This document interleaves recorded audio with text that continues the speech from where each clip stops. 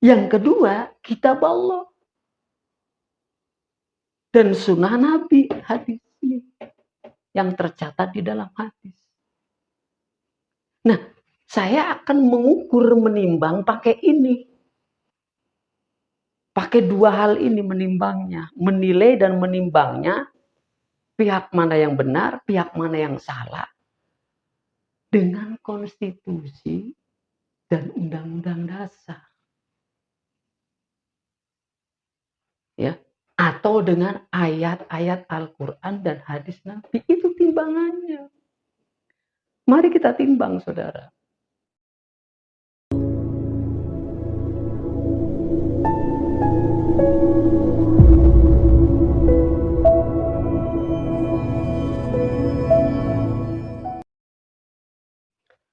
A'udzu billahi minasyaitonir rajim. Bismillahirrahmanirrahim. Assalamualaikum warahmatullahi wabarakatuh.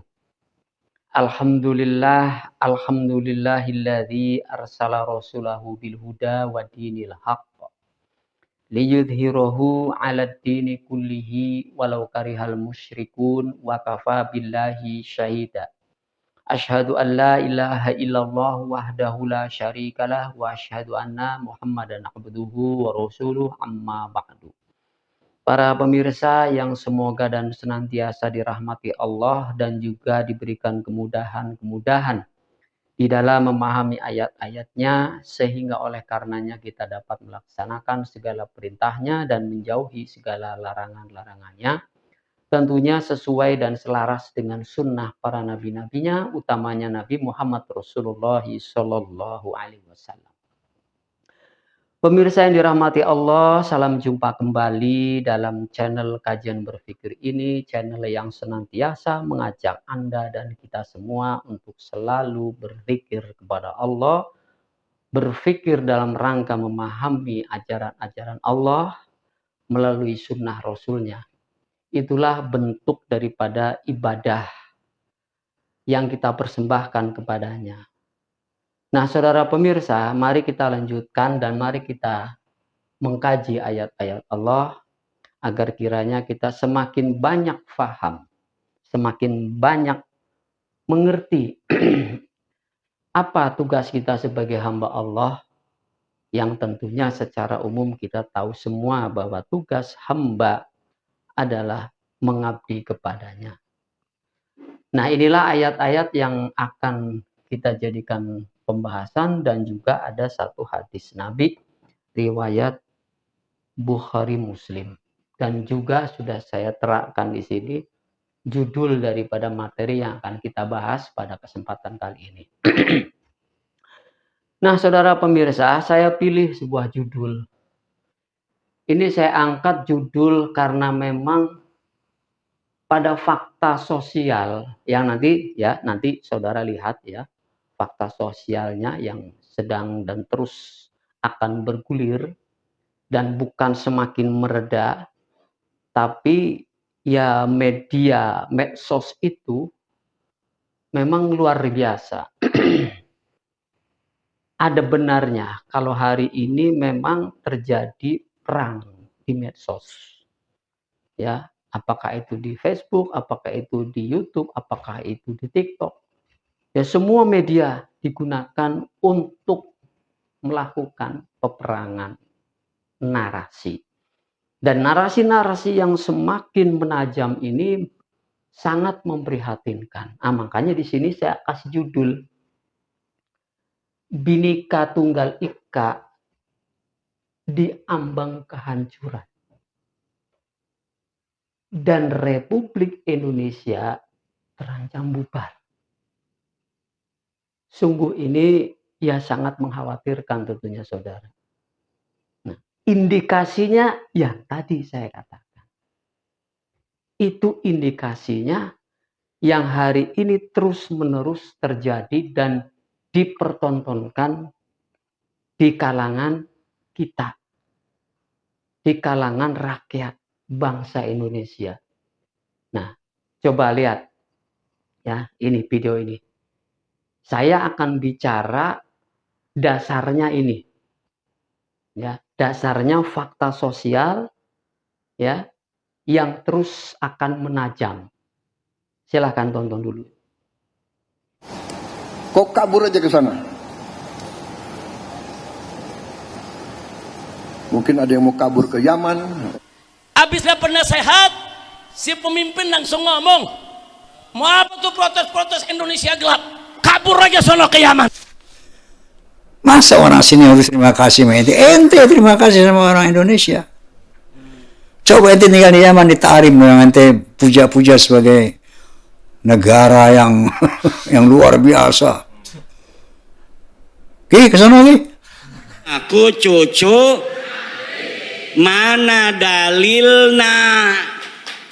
Ngaku-ngaku cucu Nabi. Mana kitabnya? Mana hasil tes DNA-nya? Ora ono. Nah, itulah saudara. Itu bukti bahwa bangsa kita Indonesia sedang dihadapkan kepada sebuah kenyataan. Di mana ya para tokoh-tokoh, baik itu tokoh politik, seniman, bahkan ikut juga ya kiai ataupun ulama, apalagi masyarakat biasa, masyarakat sipil biasa. Ini sudah seperti itu. Ya. Sudah seperti itu, saudara. Makanya kita prihatin. Nah, untuk itu, saudara, tidak ada ukuran untuk membenarkan di antara mereka. Sebab mereka satu dengan yang lainnya saling mengklaim diri benar. Apa ukurannya? Ya masing-masing. Makanya disebut perseteruan, perselisihan. Ngukurnya pakai apa? Nah, kalau mau, ini akan saya tunjukkan bagaimana cara mengukurnya. Siapa yang benar, siapa yang salah. Jadi ukurannya sudah ada, cuman mereka nggak mau mengukur dengan itu. Ya, jadi mereka mengukurnya dengan pendapatnya masing-masing, narasinya masing-masing. Sebenarnya ukurannya sudah ada, tapi mereka enggan. Ya ukurannya dua nih. Ya, konstitusi negara. Ya, di dalamnya ada hukum, di dalamnya ada undang-undang. Jadi itu hakimnya. Yang kedua, kitab Allah dan sunnah Nabi, hadis ini yang tercatat di dalam hadis. Nah, saya akan mengukur, menimbang pakai ini. Pakai dua hal ini menimbangnya, menilai dan menimbangnya, pihak mana yang benar, pihak mana yang salah, dengan konstitusi dan undang-undang dasar. Ya, atau dengan ayat-ayat Al-Quran dan hadis Nabi. Itu timbangannya. Mari kita timbang, saudara. Secara konstitusi dan undang-undang dasar, ya, jadi nggak boleh lagi sebenarnya antar sesama anak bangsa itu mengangkat, mengulik, mengaduk-aduk tentang nasab, tentang suku, tentang ras, tentang keyakinan. Kan sudah ada katanya nggak boleh melakukan hal-hal yang bersifat sara. Justru hari ini sedang rame-ramenya tentang isu sara itu. Masing-masing mengklaimnya.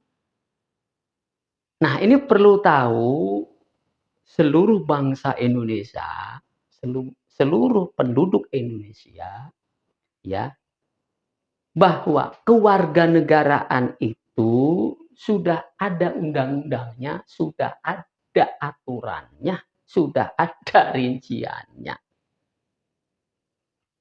Siapakah yang disebut dengan WNI dan siapakah yang disebut dengan WNA? Kan itu aja sebenarnya patokannya. Nggak usah ribut dari suku mana, dari klan apa, ya, dari keturunan siapa, itu nggak perlu lagi sebenarnya. Kalau itu selalu diungkap, selalu diulik-ulik, maka ini yang akan terancam. Bhinneka Tunggal Ika itu. Nah, yang disebut dengan WNI, warga negara Indonesia, adalah seluruh penduduk, seluruh rakyat, seluruh warga yang tercatat di dalam dokumen negara yang dicatat di Dukcapil, Dinas Kependudukan dan Pencatatan Sipil. Di sana ada kartu keluarga, berarti disitulah Anda tercatat. Diri Anda dan keluarganya, diri Anda dan kerabatnya sebagai penduduk, sebagai warga negara Republik Indonesia. Semua. Nggak ada tuh di dalam KTP catatannya. Misalnya si Fulan, ya, keturunan Tionghoa, si Fulan keturunan Cina, si Fulan keturunan Arab, nggak ada. Dan saya apresiasi, ya, KTP sejak diterbitkannya eKTP itu udah nggak ada lagi logo daerah masing-masing. Saya apresiasi. Dan seluruh Indonesia KTP-nya sama. Bentuknya, ya, warnanya, desainnya sama semua. Dan berlaku seumur itu. Itu saudara. Jadi menunjukkan bahwa ini merupakan bentuk kewarganegaraan Indonesia. Nggak ada lambang-lambang daerahnya. Nah, kalau dulu kan ada tuh. Sebelum ada eKTP DKI, kayak apa lambangnya masing-masing. Ya, Jawa Tengah ada lambangnya, Jawa Timur ada lambang daerahnya masing-masing. Sejak eKTP nggak ada. Jadi tidak boleh membedakan. Lu suku mana, lu bahasa apa yang dipakai, enggak. Nah, itulah yang disebut dengan WNI. Nah, WNA yang bagaimana? WNA itu warga negara asing yang masuk, yang berada di wilayah Republik Indonesia. Hanya ada 2 warga asing itu. Turis yang sifatnya sementara atau TKA. Tenaga kerja asing. Itu namanya WNA, saudara. Apakah dari Cina, apakah dari Arab, apakah dari Hong Kong, apakah dari Eropa, India, itu WNA namanya. Dia bekerja di sini, dia tinggal di sini, dia kontrak di sini. Tahun, 2 tahun, mungkin juga 10 tahun, tapi statusnya adalah WNA. Dia bukan warga Republik Indonesia. Ya, atau yang jalan-jalan ke Indonesia hanya mungkin 1 bulan namanya, itu turis. Atau tugas belajar ke sini dari luar negeri, dari Mesir, dari Arab misalnya. Ya, ngajar di sini. Itu WNA. Jadi itu tuh, pahami dulu itu tuh. Nah, seseorang akan kehilangan kewarganegaraan manakala 1, dia berasimilasi, nikah umpamanya. Lalu pindah kewarganegaraan. Ikut suami atau ikut istrinya. Misal, warga negara Republik Indonesia menikah dengan warga Jerman atau warga Belanda atau warga negara lainnya. Lalu ikut pindah kewarganegaraan. Nah, dia maka haknya hapus. Tidak tercatat lagi di Dukcapil sebagai warga negara Republik Indonesia. Habis semua itu. Saudara. Itu yang pertama. Yang kedua, ya, dinyatakan hilang atau wafat, mati. Maka itu juga hapus. Nggak tercatat lagi. Catatannya dihapus. Karena dia wafat atau hilang. Ya. Kemudian ada lagi, ya, orang gila, ODGJ, yang terlantar. Gila terlantar. Sudah nggak diakui lagi oleh keluarganya. Dia berkeliaran kemana-mana. Hilang juga itu status hak warga negaraan. Nah, ada lagi yang terakhir nih. Dia tidak punya identitas. Tapi dia ada di sini. Tinggal di lorong-lorong sempit, tinggal di bantaran kali, tinggal di kolong jembatan. Itulah orang-orang yang terlantar, yang tidak mendapatkan hak status kewarganegaraan. Banyak, padahal itu harus diperhatikan. Dia tidak diakui oleh negara. Karena tidak ada datanya di Dukcapil. Tapi aneh ketika pemilu didata. Aneh. Itulah perlakuan negara kita hari ini. Pemerintah kita maksudnya. Nah, jadi itu tuh saudara. Itu pahami. Tentang status kewarganegaraan. Begitu saudara. Lah, bagaimana ya warga negara Republik Indonesia yang bekerja di luar negeri menjadi TKI? Secara hukum tetap dia sebagai warga Republik Indonesia. Ya, secara faktanya memang tidak ada di Indonesia. Dia merantau. Ya, menjadi TKI ke Arab Saudi, ke Dubai, ke Hong Kong, ya, ke Singapura.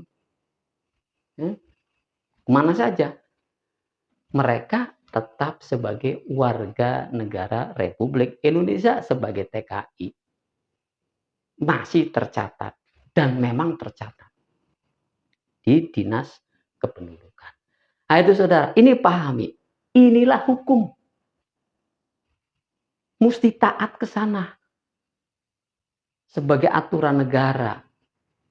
Sebagai negara yang memiliki kewenangan dan memiliki undang-undang dasar. Memiliki konstitusi. Itulah aturan. Nah, saudara pemirsa, mengapa terjadi seperti itu? Ya, mengapa terjadi seperti itu? Nah, sekarang kita lihat saudara. Ya. Kita lihat kenapa berhembus istilah pribumi dan non pribumi. Kenapa berhembus lagi isu Arab, isu Yaman, bagaimana video tadi. Ya. Isu-isu itu kenapa dihembuskan? Apa sih tujuan? Sehingga timbul silang sengketa di masyarakat. Ini kan namanya kegaduhan. Ya. Berebut yang paling benar, ya. Maka seakan-akan di sini terjadi, ya, suatu perbedaan yang mengarah kepada perselisihan besar. Bahkan bisa terjadi perang nih saudara. Antar sesama anak bangsa. Karena ada tadi hembusan tentang nasab, tentang pribumi dan non pribumi. Nah ini juga harus dipahami. Pribumi itu siapa? Non pribumi itu siapa? Penduduk asli itu siapa? Seperti apa yang dimaksud dengan penduduk asli? Ini juga nih nggak ngerti sebenarnya. Nah untuk itu coba kita lihat. Kita lihat sejarah sedikit. Ya. Kita lihat sejarah dari kapan? Ya dari masa lampau. Jadi setidaknya ada 3. Ya, yang pertama, Ya. Dalam sejarah, ya kita mau lihat nih, yang disebut dengan kaum pendatang, yang saudara mengatakan kaum pendatang. Ya. Dulu, ya, yang sekarang Indonesia, dulu namanya bukan Indonesia, namanya Nusantara. Sebutan ya, Nusantara. Nanti saudara akan paham. Pri, non-pri akan paham. Ya. Terus pendatang, siapa pendatang akan paham. Ya, Nusantara terbagi menjadi 2 periode. Periode pertama adalah periode Hindu.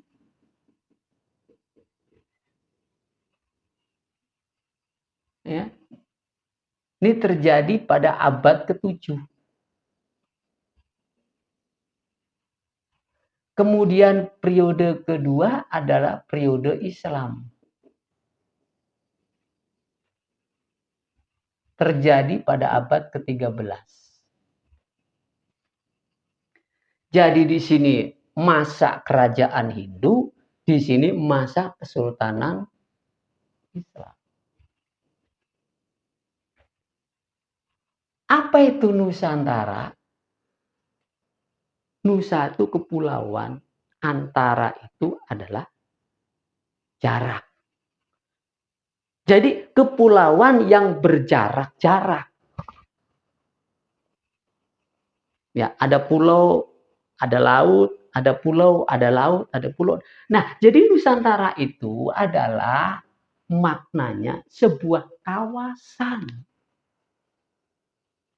Sebuah kawasan. Jadi Nusantara itu kawasan. Maka pernah ada wawasan Nusantara.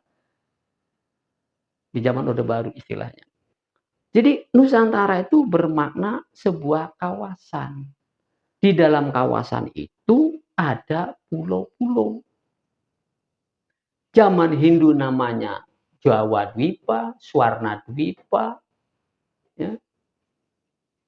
Kemudian setelah zaman Hindu selesai namanya Sumatera, Kalimantan, Jawa, Sulawesi, Madura, dan lain-lain. Itulah namanya kawasan Nusantara.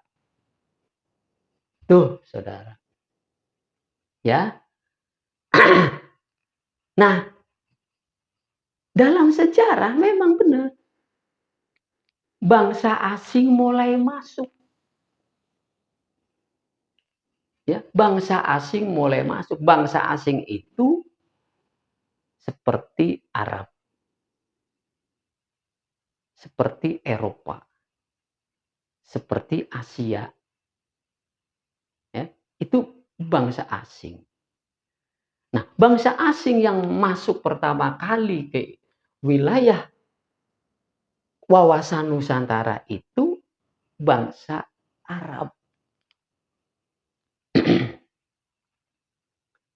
Nah, Arab mana? Arab Hadramaut. Betul. Yaman itu Hadramaut. Ya.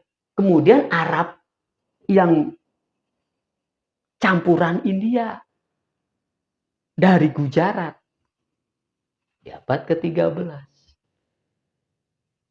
membawa ajaran Islam.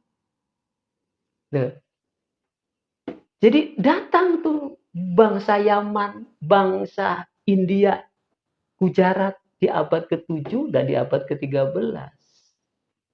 Betul, pendatang. Terus yang kedua, datang lagi bangsa Portugis. Kemudian bangsa Belanda. Lalu yang terakhir Jepang. Ini abad ke-13. Ini abad ke-15. Ini awal abad 20.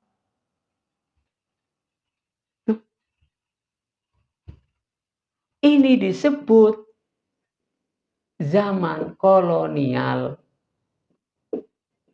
Kolonial.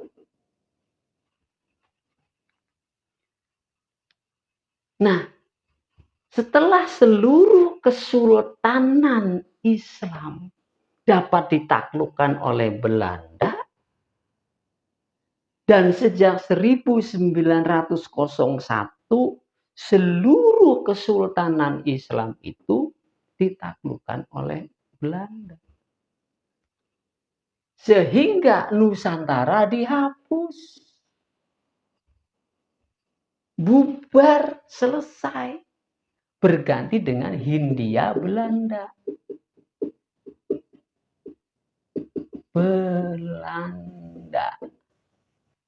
Seluruh wilayah yang disebut tadi adalah kawasan Nusantara itu menjadi Hindia Belanda. Praktis seluruh penduduk yang ada di wilayah ini bukan lagi warga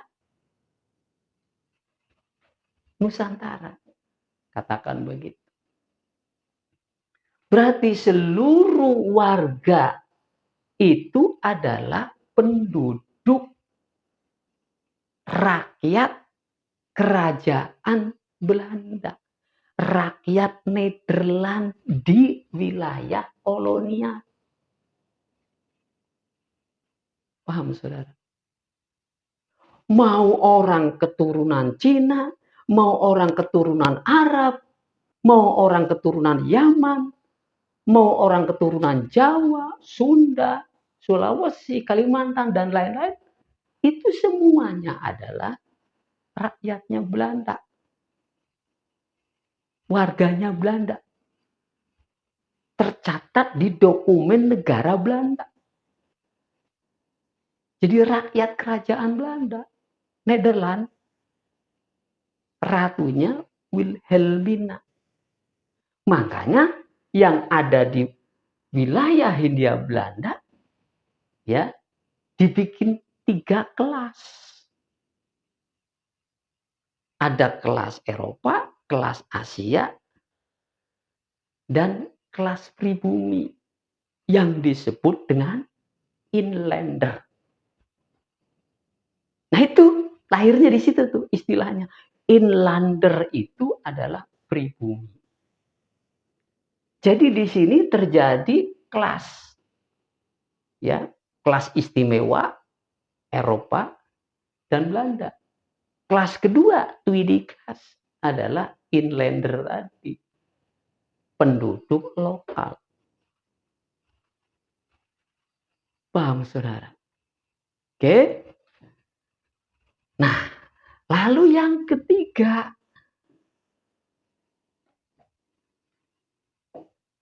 sejak 1945 sampai sekarang,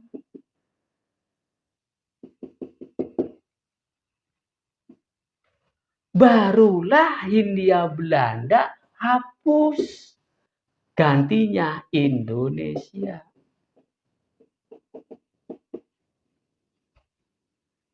Memiliki negara Republik Indonesia. Sejak 1945 ditandai dengan proklamasi kemerdekaan Indonesia. Sehari kemudian berdirilah Republik Indonesia. Sejak saat itu wilayah Hindia Belanda diganti oleh Indonesia dan memiliki daulat Republik Indonesia. Memiliki kedaulatan. Jadi Indonesia adalah wilayah kedaulatan Republik Indonesia baik secara hukum maupun secara politik. De facto maupun de jure. Sejak 1945 sampai sekarang dan terus sampai akan datang. Paham sampai sini, saudara? Lah, kemudian pada saat proklamasi dan berdirinya Republik Indonesia, begitu, orang-orang yang sudah ada sejak abad ke-7 itu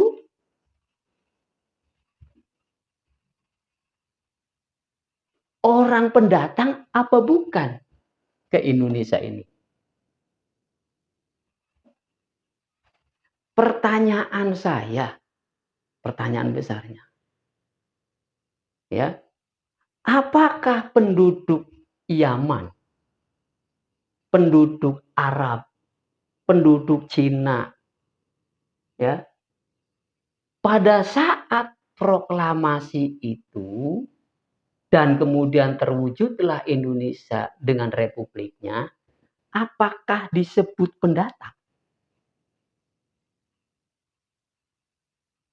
Pertanyaannya, apakah disebut pendatang?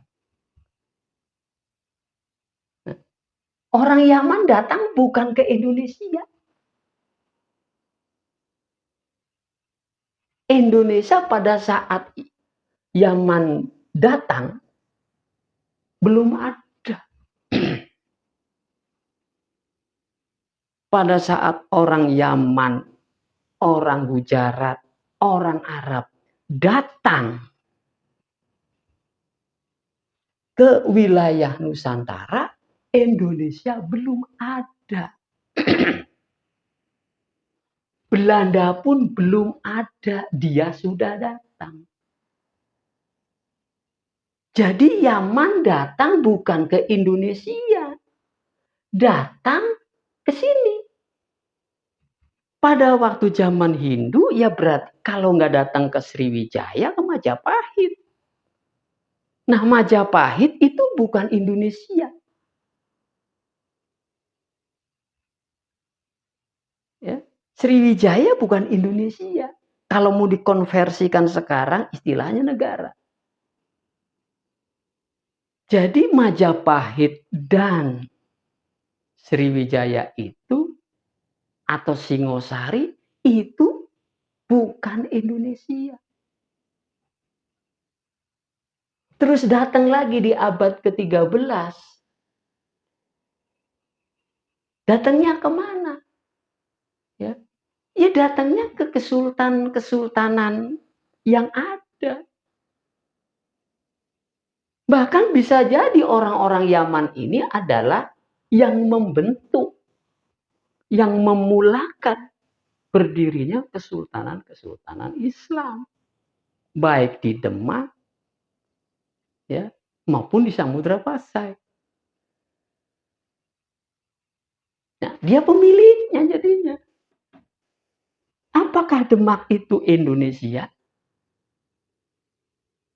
Apakah Mataram itu Indonesia?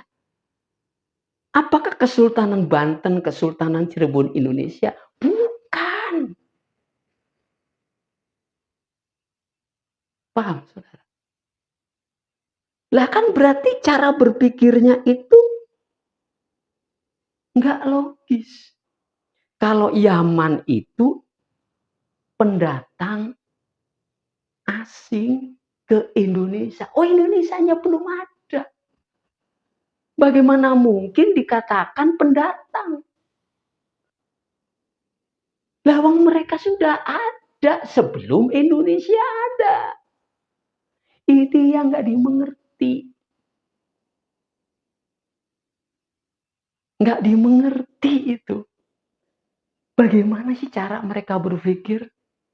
Belajar sejarah tapi tidak didampingi hukum.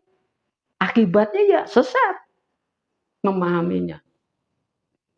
Salah, saudara, kalau orang Yaman itu pendatang. Salahnya banget.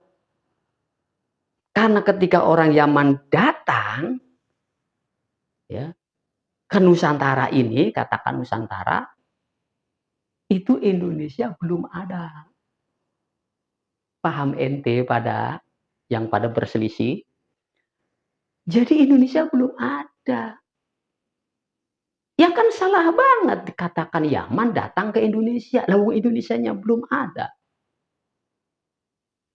Nah, ya silakan jawab. Kalau Anda merasa benar. Nah, ini ukurannya itu sejarah dampingi dengan hukum. Karena yang menentukan seseorang sebagai warga negara itu adalah negara dan undang-undang. Bukan narasi. Nah itu saudara. Nah sejak inilah baru Indonesia ada. Nah ketika Indonesia ada, orang Yaman sudah ada di sini sebelum ada negara Indonesia. Orang Arab sudah ada di sini sebelum ada Indonesia. Ya, bahkan orang Eropa juga ada di sini sebelum ada Indonesia. Nah, ketika Indonesia diproklamirkan, siapa tokoh-tokohnya, siapa rakyatnya? Ya rakyat yang dari Hindia Belanda itu. Maka terwujudlah Indonesia. Jadi milik siapa Indonesia? Milik seluruh penduduk yang tadinya Hindia Belanda. Ada Arab, ada Cina, ada Eropa mungkin. Ada Jawa, ada Sumatera, ada Kalimantan. Semuanya adalah pemilik Indonesia.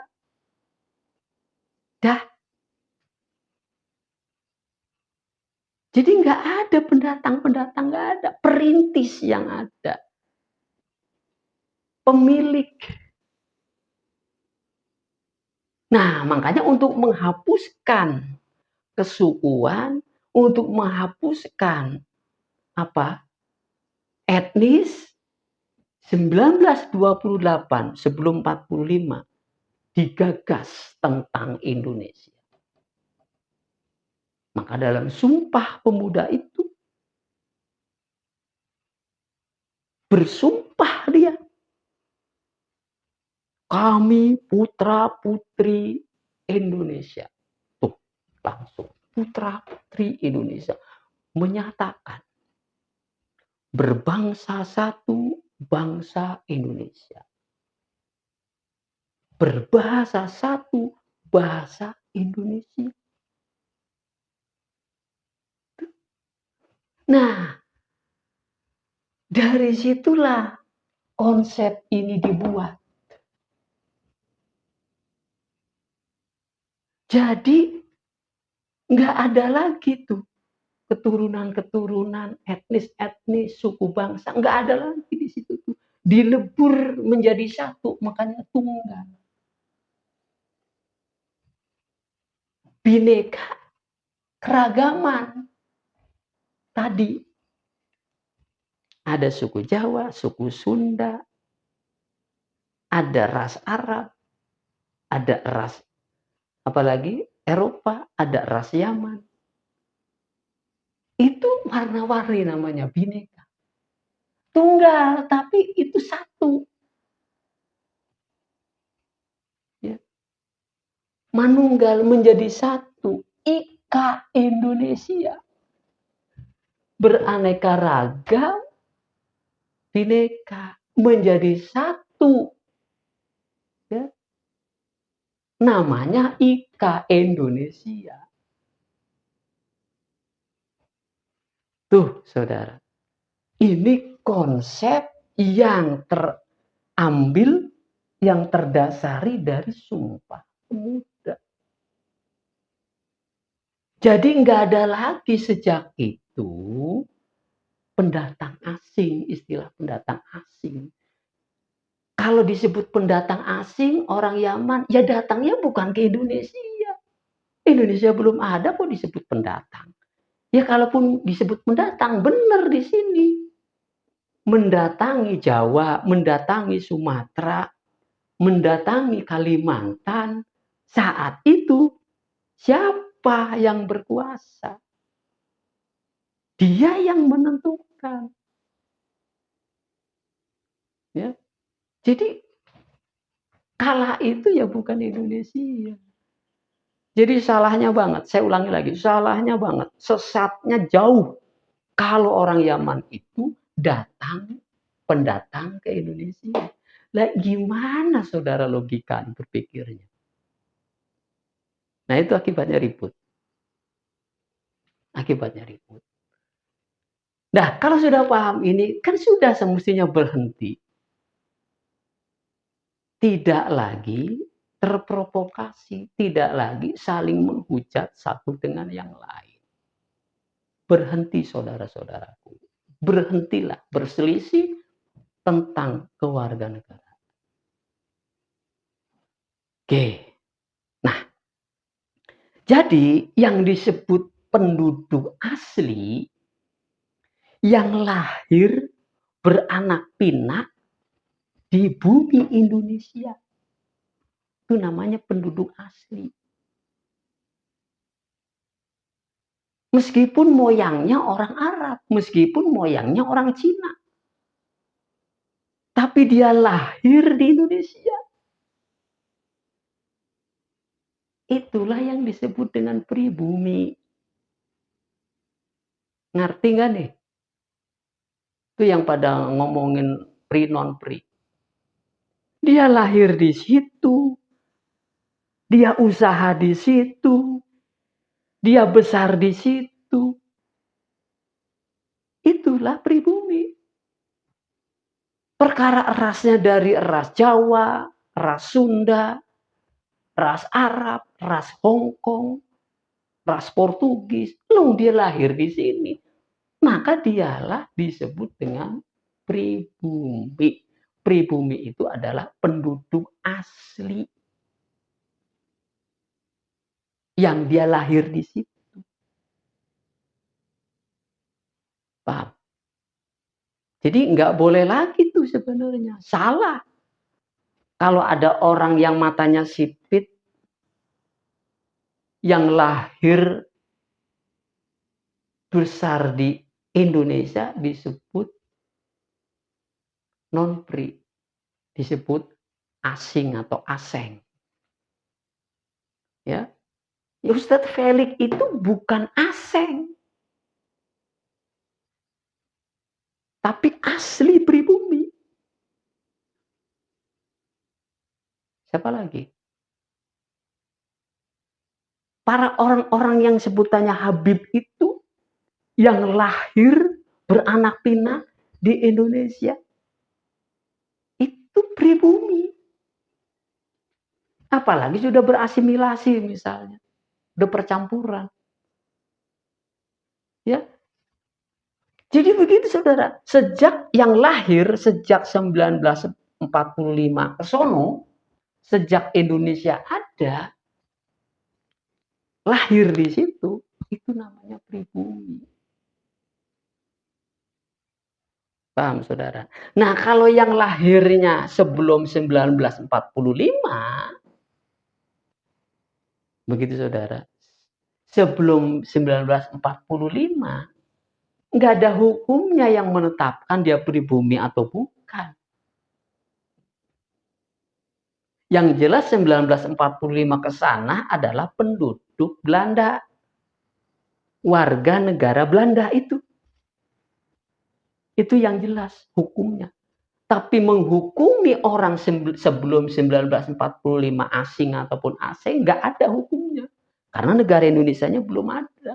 Karena yang menentukan Anda sebagai warga negara Indonesia ya itu undang-undang.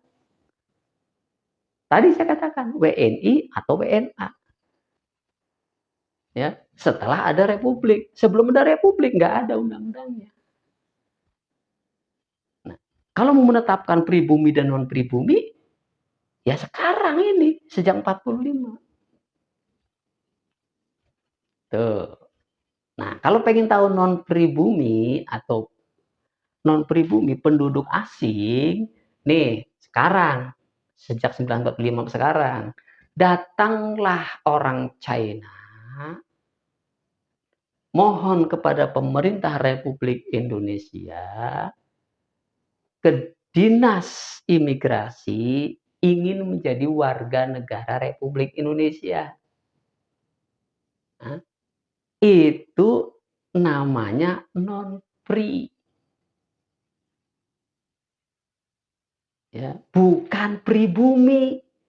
Begitu disahkan sebagai warga negara Indonesia menjadi WNI, tuh, ya, ya sah dia sebagai warga negara Indonesia, sah secara hukum. Ya. Tapi ada catatannya, dia adalah non-free, bukan penduduk asli. Baru sekarang bisa menentukan. Kamu ya non-free, non-pribumi, iya. Tapi warga negara Indonesia. Begitu saudara ngukurnya, jangan pakai pendapat sendiri. Sesat itu pendapat sendiri. Nah, pendapatnya berdasarkan hukum. Oke, kalau sampai sini udah paham, nah begitu barulah. Jadi secara apa? Penilaian secara konstitusional, penilaian secara hukum, penilaian secara undang-undang negara. Sekarang penilaian berdasarkan Quran dan hadis. Ya. Perhatikan baik-baik. Ya. Ini kan yang lagi rame istilah nasab.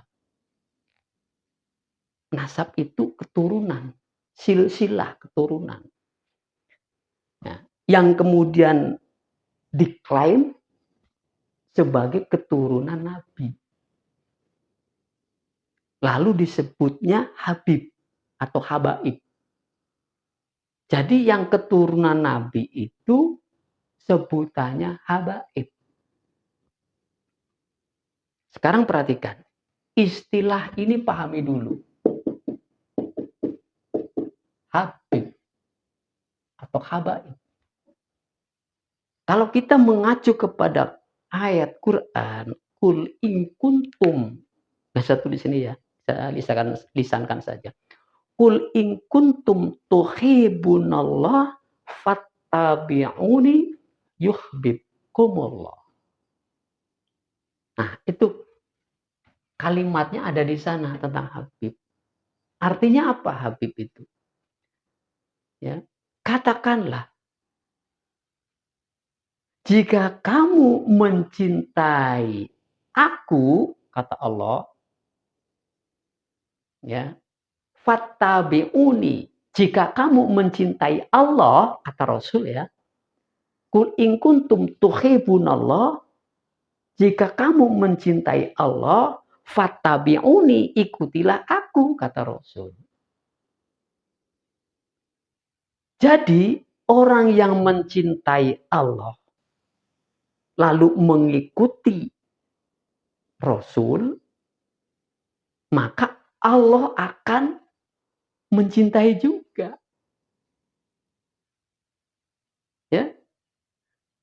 Jadi Habib itu adalah orang yang mencintai Allah dan Rasul, itu namanya Habib. Rasul sendiri mencintai Allah, makanya Rasul disebut Habiballah. Sahabat mencintai Allah dan Rasulnya. Sahabat Rasul itu banyak, makanya disebut Habaib.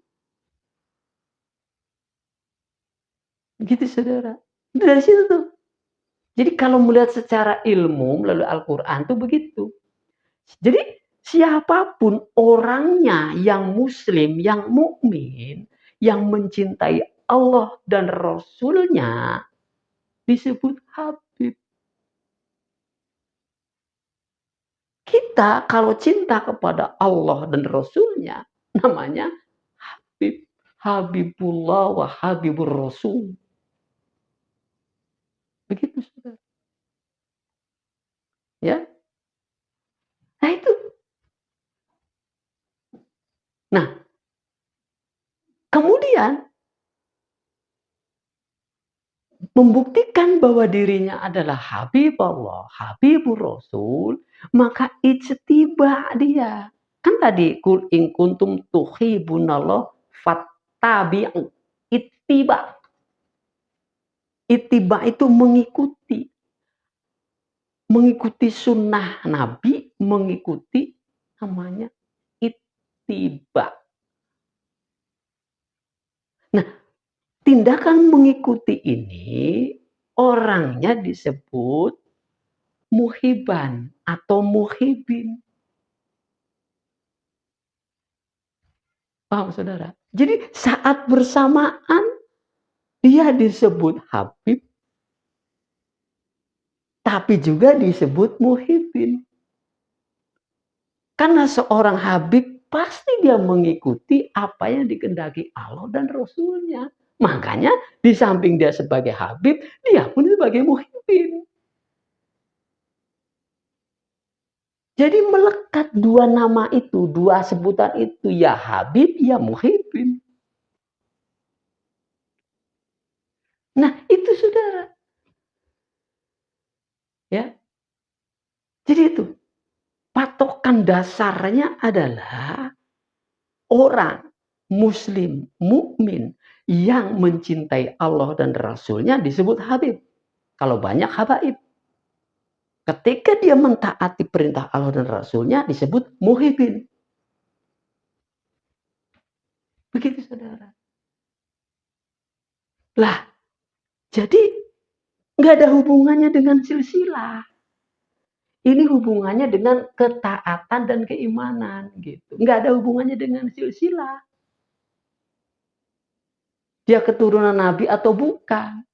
Yang bukan keturunan Nabi juga bisa disebut muhibin. Pokoknya setiap mukmin Muslim yang mencintai Allah dan Rasulnya lalu mentaatinya itu sebutannya Habib. Paham sampai di sini saudara? Nah makanya terkonfirmasi dan ada korelasi kepada ayat yang ini. Makana Muhammadun. Ya. Siapa Muhammad itu? Ya. Jadi Muhammad itu kata Allah, aba ahadim mirrijalikum. Bukanlah seorang bapak, bukanlah seorang ayah dari salah seorang anak di antara kamu. Walakin Rasulullah. Tetapi Muhammad itu adalah Rasul Allah. Wa khataman nabi. Sekaligus penutup seluruh para nabi. Tuh, saudara. Jadi kemuliaan seseorang itu sebagai Habib bukan didasarkan kepada keturunan secara nasab. Bukan.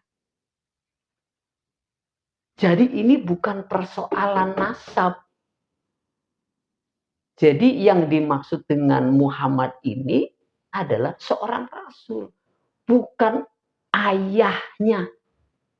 Ya, secara biologis betul Muhammad ini ya adalah anaknya Abdillah, punya anak lagi Fatimah.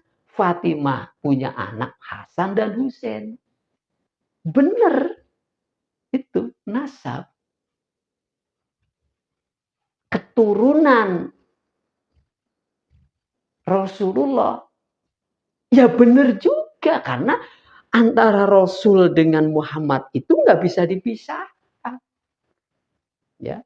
Walaupun secara ilmu, secara kewahyuan tidak menekankan kepada Muhammad ini sebagai nasab. Tapi penekanannya walakin kan berarti kan penekanan walakin Rasulullah. Tetapi itu adalah Rasulnya Allah. Berhak selain keturunan secara nasab menyandang istilah kan begitu. Ya, jadi di sini penekanannya bukan kepada nasabnya. Perkara Hasan Husain dan seterusnya adalah keturunan cucu Nabi, cucu Rasul, ya nggak salah. Karena istilah Rasul dan Nabi itu lekat sampai kiamat kepada beliau. Nggak bisa dipisahkan. Oh ini Muhammad, oh ini Rasul. Nggak bisa. Rasul dengan Muhammadnya nggak bisa dipisahkan. Rasul dengan Nabinya, Muhammad dengan Nabinya nggak bisa dipisahkan. Jadi juga dibenarkan Hasan Hussein adalah cucu Nabi. Paham, saudara? Ya. Cuma tadi penekanannya bukan di nasabnya. Gitu loh. Nah, supaya jangan clash nih di persoalan ini. Tentang Habib juga begitu. Ya. Paham sampai di sini, saudara? Nah, jadi kalau begitu, kenapa terjadi perselisihan? Ya, kenapa pula istilah nasab berkait dengan Habib? Nah, itu adalah budaya Arab.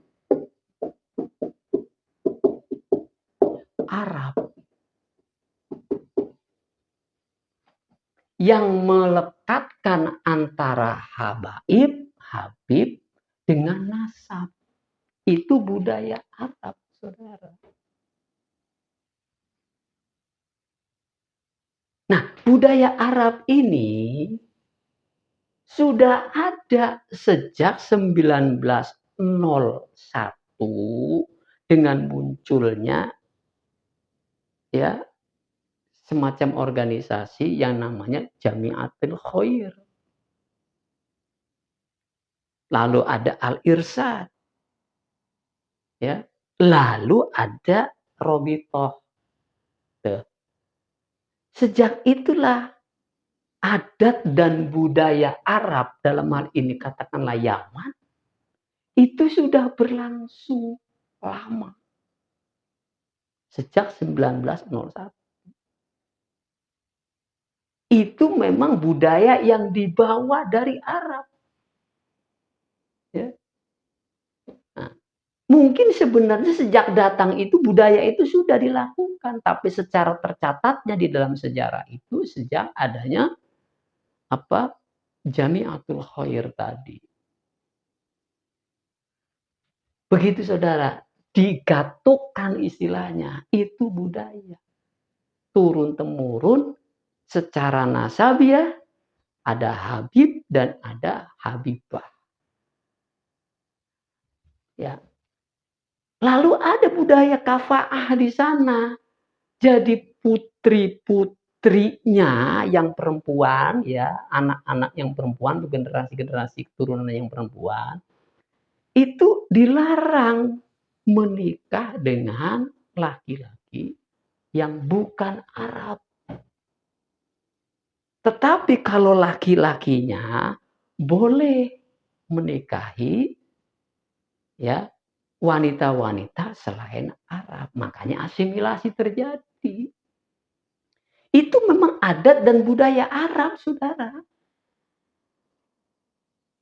Ya, berlangsung sudah ratusan tahun sebelum. Namanya budaya nasab. Lah, Sumatera juga punya budaya nasab. Batak punya budaya nasab. Bugis Sulawesi punya budaya nasab. Ada silsilahnya. Ya Jawa yang nggak punya. Ya kayak saya nggak punya nasab nih. Jawa siapa kakek moyang saya nggak tahu. Nah itu. Jadi itu tuh adat dan budaya namanya, saudara. Ya, memang betul ada itu. Tapi berlangsung sebelum Indonesia ada. Paham? Jauh. Nah, itu saudara ya, tentang kenapa terjadi antara habaib dengan cucu Nabi itu menjadi satu di dalam budaya Arab. Bukan budaya Islam ya. Bukan budaya Islam, tapi itu budaya Arab. Nah, untuk menjawabnya lagi supaya jangan terjadi clash lagi di antara umat Islam, perhatikan ayat ini. Ya ayuhan nasu inna khalaqnakum min dzakari wa unsa wa ja'alnakum syu'uban wa qabaila lita'arafu. Nih, terjadi kelas ini karena tidak saling mengenali. Lita'arof itu saling mengenali. Sedangkan Allah sudah menjadikan kepastian Allah bahwa adanya suku bangsa itu adalah sebuah keniscayaan, sebuah kepastian sunatullah. Di sini waja'alnakum syu'uban. Syu'uban itu bangsa. Qabail itu suku. Allah jadikan manusia ini bersuku-suku. Yang mencirikan sebuah suku adalah bahasa. Yang mencirikan bangsa adalah wilayah.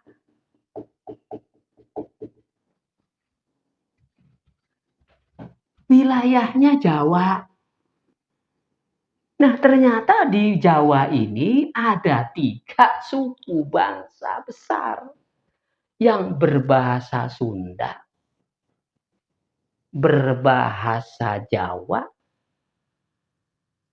plus berbahasa Madura. Wilayahnya sama, tapi sukunya berbeda. Dilihat dari apanya berbeda? Dari bahasanya. Ya. Jadi orang Sunda, aing orang Sunda kan begitu. Ya, arek Surabaya. Ya,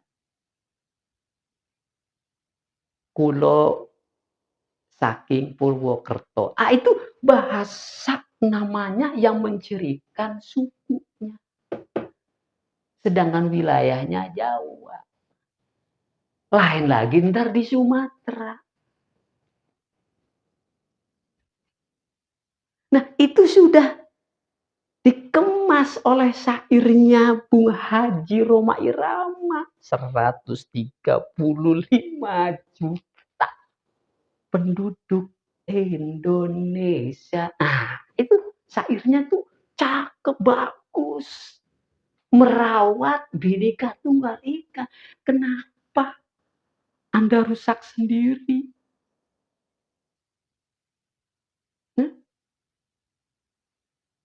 Jadi jangan keluar dari makomnya. Sebenarnya nih orang ini bagus. Seandainya dia berada tetap di makomnya. Apa? Musisi. Dakwah melalui musik.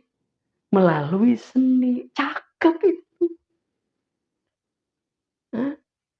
Sekiranya seandainya Anda tetap berada di sana, cakep itu. Saya suka sekali dengan lagu-lagunya. Terutama tadi tuh 135 juta penduduk Indonesia, ya, dari berbagai macam suku bangsa, ada Jawa, ada Sunda, ada Batak, Padang, dan lain sebagainya.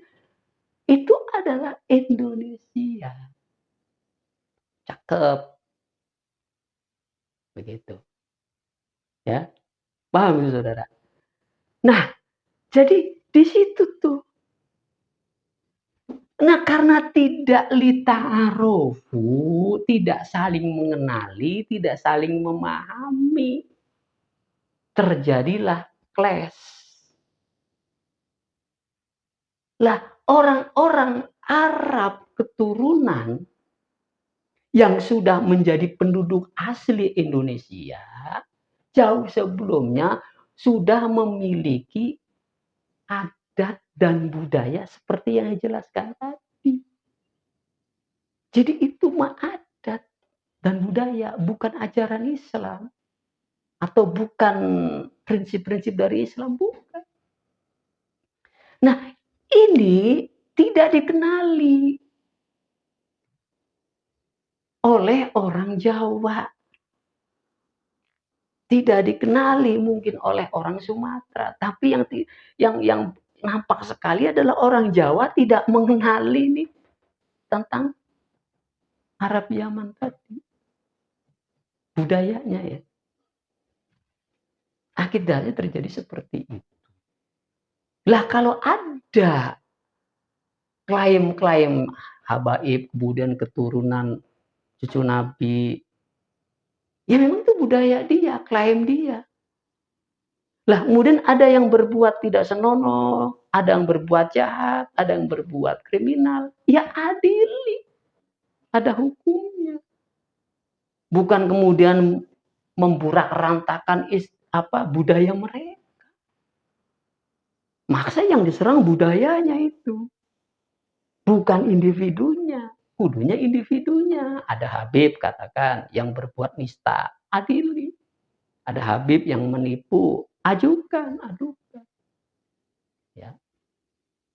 Mereka mengklaim Habib. Tetapi kan tetap harus dihukum individunya, pribadinya. Ada hukumannya. Karena Republik Indonesia punya undang-undang. Nah kemudian Habib-Habib yang baik, yang benar, yang tidak merusak, jangan diganggu. Nah karena yang diganggu, yang diserang adalah adat dan budayanya, tuh akibatnya jadi rusak. Paham saudara? Jadi orang Jawa, nah orang Jawanya yang mana? Dia mengklaim dirinya adalah pribumi Nusantara. Lah kan tadi Nusantara udah nggak ada. Nusantara itu bukan negara. Nusantara itu bukan kerajaan. Nusantara bukan kuasa. Nusantara itu tadi adalah kawasan. Nah sekarang kalau ada orang datang ke Indonesia bawa-bawa nama Nusantara, apa bukan disebut pendatang tuh? Kan jadi pendatang jadi jatuhnya. Nusantara pribumi datang ke Indonesia. Lah pribumi mana? Kalau pribumi Nusantara ya dulu Majapahit atau Demak. Kan bukan Indonesia itu mah. Kalau dia mengklaim diri adalah sebagai pribumi Nusantara, berarti ya pendatang namanya. Kalau sekarang ngomongnya begitu. Nah, makanya nggak usah rebutan pribumi. Tadi udah saya jelasin. Siapa pribumi, siapa non pribumi. Udah dijelasin. Pahamnya mesti ke sana. Ya, jadi karena tadi kurang memahami adat dan budaya Yaman. Yang statusnya bukan lagi pendatang, tapi pemilik, sama seperti Anda. Pemilik kan bareng-bareng tadi sana. Nah, proklamasinya juga kan ada orang Yamannya, turunan. Ya, yang ada martaknya itu namanya tuh. Nah, itu saudara. Akur aja mestinya kan. Nah, itu saudara. Karena tidak lita'arofu. Ya. Inna akromakum indallahi atqakum. Sesungguhnya yang paling mulia itu, di sisi Allah adalah kamu yang paling bertakwa. Lah kalau Anda berkelahi satu dengan yang lain, bagaimana disebut takwa? Perintahnya Rasul ini. Rasul menyatakan al-muslimu ahul muslim. La yadlimuhu. Jangan menyakiti. Yadlimuna itu kejahatan. Baik dengan lisannya maupun dengan ketindakannya sehingga seseorang menjadi hina. Seseorang menjadi rendah. Nah ini namanya menzolimi. Saudaramu sendiri. Sesama-sama muslim. Atau wala yuslimuhu, menyerahkan kepada orang yang membenci Islam untuk menjolimi saudaranya sendiri. Orang jelas-jelas musuh Islam, nggak suka kepada Islam, saudaranya sendiri diserahkan untuk dijolimi. Parah kan berarti kan? Nah, jadi udahlah, nggak usah saling hujat, nggak usah saling bertengkar. Kedua-dua belah pihak yang sedang berselisih tentang nasab, dalam hal ini FPI, dengan berselisih dengan apa itu namanya organisasi baru tuh, ya PWILS, kan lagi berseteru, sama-sama Muslim. Yang ini menuduh ini pribumi, non-pri, pendatang, padahal tadi semuanya ya bukan pendatang, asli semua. Karena nggak punya dasar menuduh orang-orang Yaman itu sebagai pendatang, nggak ada dasar hukumnya. Dalam sejarah juga salah menilainya. Nah, jadi begitu saudara, ya sudah akur saja. Nah, kalau terus-terusan ini berkelahi terus, nah tanpa disadari, disitulah kesempatan. Ya, kesempatan siapa? Kesempatan kaum fitnah yang suka memfitnah hadir. Atau ya, ini sangat mungkin diciptakan kalau zaman dulu terjadinya perang Siffin, perang Jamal itu ya akibat apa? Akibat hadirnya si Abu apa? Abu Sauda yang dikenal dengan Abdullah bin Soba. Ya. Jadi seorang yang memfitnah tokoh fitnah besar menjadikan perang Siffin ini terjadi. Muslim dengan Muslim berperang. Muslim yang dipimpin oleh Ali dengan Muslim yang dipimpin oleh Muawiyah berperang. Akibat apa? Korban fitnahnya si Abu Sauda. Nah ini ya itu akibat yang dibuat oleh kaum pemfitnah juga. Siapa yang memfitnah? Lihat aja di fotonya itu tuh, di thumbnail. Saudara pasti tahu. Salah satu di antara merekanya itu pasti ya berkarakter Abu Sauda. Ya, mengadu umat Islam sehingga terjadi perang. Udah nggak ada lain, karena sejarah itu memang begitu. Tipologi diperlihatkan melalui sejarah berulang.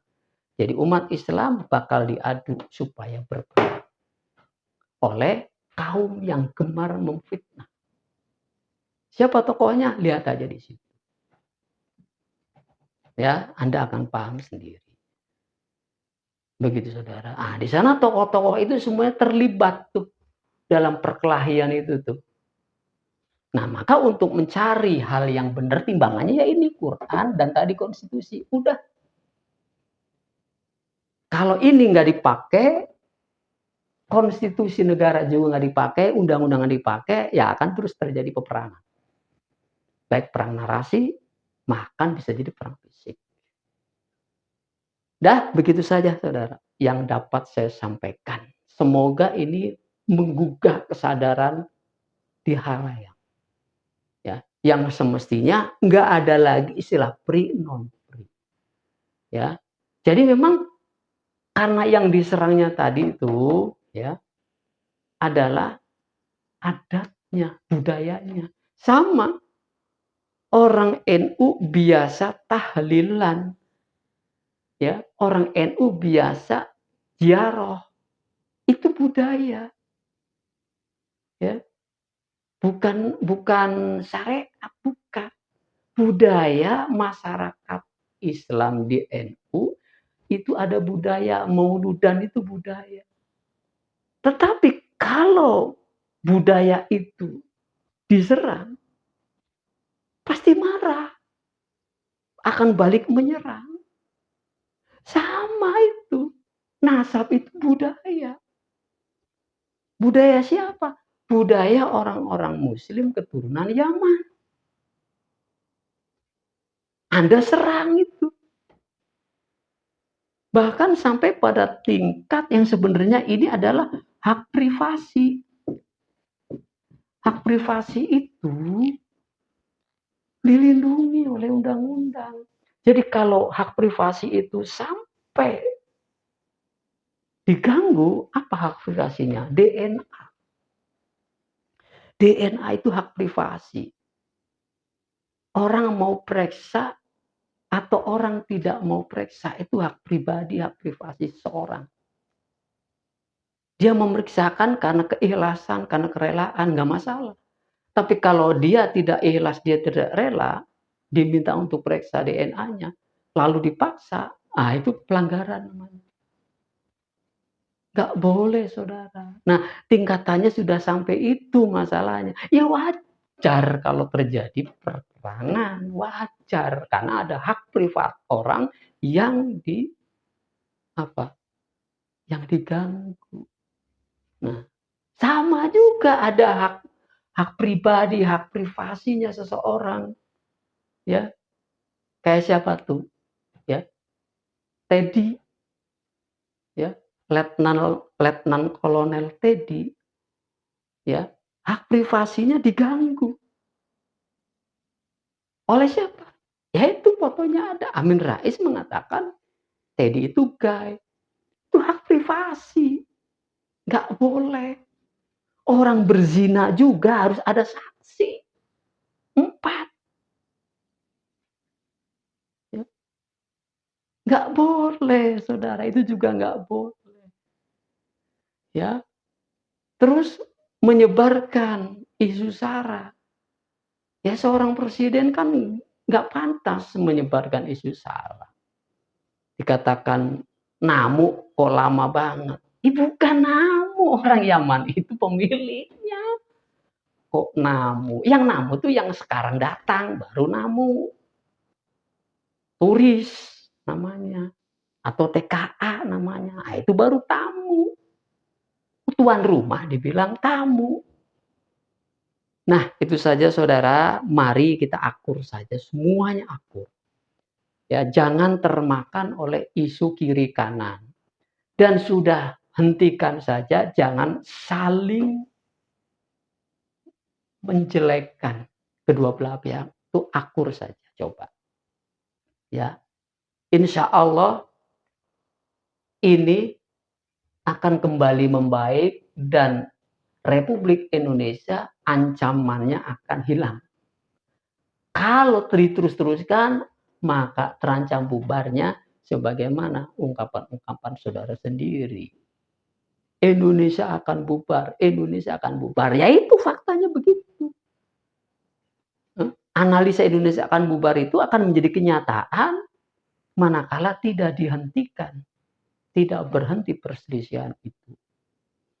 Nah, itu saja yang dapat saya sampaikan. Semoga menjadi perhatian kita semua sebagai bangsa Indonesia, ya, yang satu bahasa, satu nusa, satu bangsa, Indonesia.